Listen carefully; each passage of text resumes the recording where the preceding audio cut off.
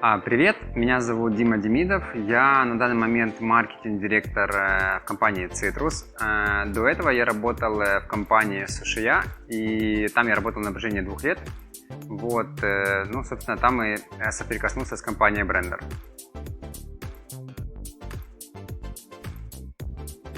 В 2018 году, когда работал я в Сушия, очень сильно, стремительно развивалась доставка.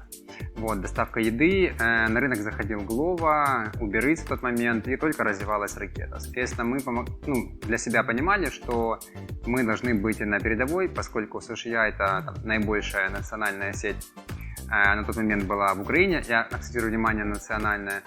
И наш сайт, он не позволял нам, в принципе, справиться с большими нагрузками и задачами. Главная проблема, что касается доставки еды, у нас была только веб-версия, не было мобильной версии.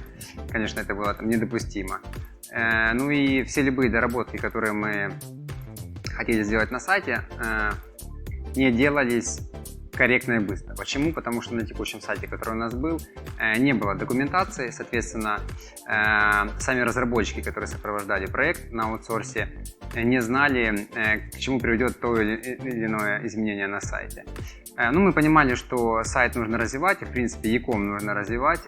У нас там не было достаточной экспертизы, и начали искать подрядчика, или партнера, который сможет сделать нам новый сайт и как можно быстрее купить эту инвестицию. На тот момент мы проводили большой тендер, и для меня, как для заказчика, было удобнее всего найти партнера, который сможет замкнуть на себе все, а именно и разработка сайта, и дизайн сайта, и интеграция сайта с нашими системами, также моменты SEO-переноса и последующие настройки по перформансу и продвижению непосредственно заказов. Среди всех, в принципе, партнеров я нашел Blender, который согласился сделать нам все от нуля до конечного результата. Мы получили современный сайт, который быстро грузится, с дизайном, который я себе представлял, хотел и смог его реализовать с брендером. Мы получили быструю мобильную версию, мы получили возможность загрузки товаров с помощью админ-панели быстро, интуитивно и легко. Также для себя я смог завязать на тот момент, не знаю как сейчас, на брендере и перформанс, и продвижение. Соответственно, у меня был один партнер, который облегчал мне всю работу, и который и обслуживал и сайт, и с понятной моделью приводил мне заказы по всей территории Украины. Что бы я сделал иначе на данный момент, все-таки я бы больше доверился экспертизе брендера с точки зрения SEO, потому что на тот момент для меня не было понятна значимость переноса, подготовки SEO-текстов, описания, момент просадки органики. И что бы я еще изменил, наверное, я бы был немного более требователен к срокам.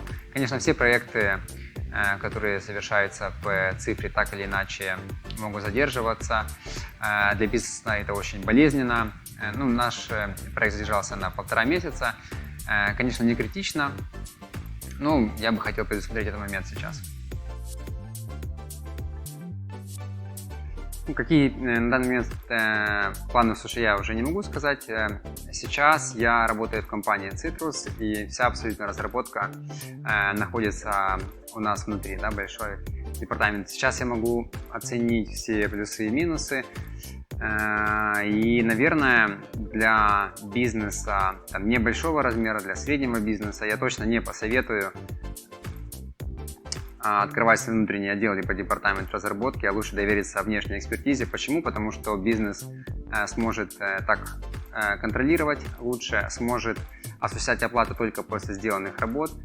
Бизнес будет лишен вопросов по текучке и подбору персонала, потому что, по сути, когда вы работаете с агентством на аутсорсе, все эти проблемы лежат на плечах агентства. Потому что если вы хотите делать разработку внутри, вам необходимо иметь классную экспертизу для этого. И когда кто-то пытается из среднего или малого бизнеса это сделать, он, наверное, может не до конца понимать, как это дорого может стоить в конце. Рекомендую ли я Blender?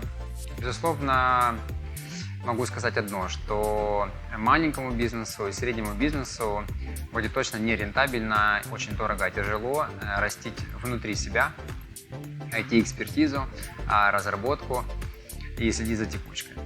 Поэтому e-commerce проекты или когда вы стартуете в e-commerce или хотите что-то менять, точно следует отдавать на аутсорс, если, конечно, это не является кором вашего бизнеса. Подходит ли для этого Blender? Мне кажется, опираясь на мое мнение, да, подходит.